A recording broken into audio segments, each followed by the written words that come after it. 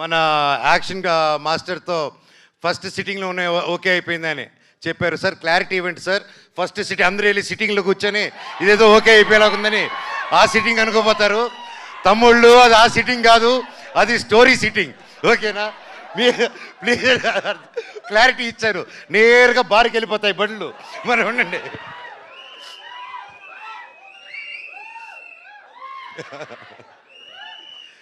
అలాగే ప్రొడ్యూసర్స్ వెంకటరెడ్డి గారు ప్రతి ఒక్కరు ఇక్కడికి వచ్చి మాకు సపోర్ట్ చేస్తూ ఈ సినిమాని హనుమాన్ గారు నమ్మి మమ్మల్ని అందరూ నమ్మి ఇన్ని కోట్లు పెట్టి ఒక ఏమాత్రం తగ్గకూడదు, ఒక 1897 నుంచి 1922 మధ్యలో జరిగే ఒక యాక్షన్ ఫిల్మ్ అండి ఇది.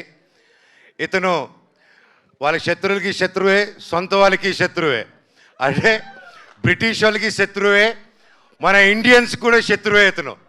అది ఎందుకంటే ఇతని బేసిక్గా పీస్ఫుల్ వేలో వెళ్ళడం కాదు, ఏదన్నా కొట్టి తెచ్చుకోవాలనే క్యారెక్టర్ డేవిడ్ రెడ్డి. సో ఇలాంటి ఒక పవర్ఫుల్ క్యారెక్టర్ రాసి నమ్మి నేను సూట్ అవుతాను అనుకొని వచ్చి నరేట్ చేశారు.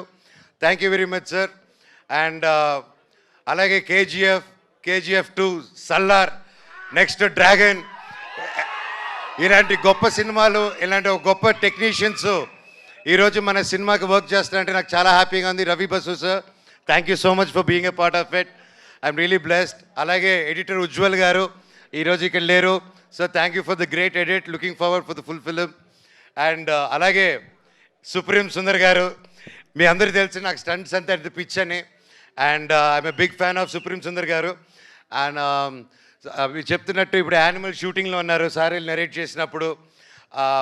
ఐ వాజ్ వెరీ హ్యాపీ అప్పుడు. లైక్ సార్ అది రాకముందు నుంచే we know his work in all the films he did. And ఎక్కడ sir, thank you so much for accepting and you're going to kill it sir. Thank you.